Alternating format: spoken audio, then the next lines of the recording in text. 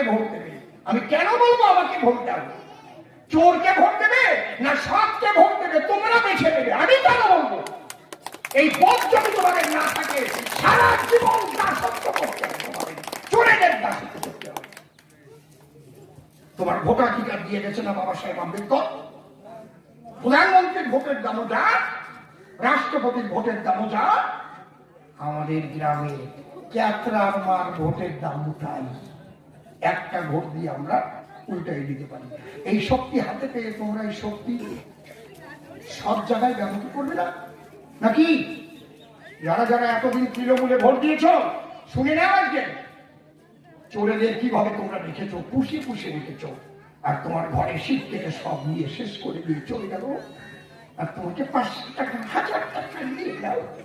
কি কায়দা, আমরা লক্ষ্মীর ভান্ডার দিচ্ছি। আমার ছেলেটা চাকরি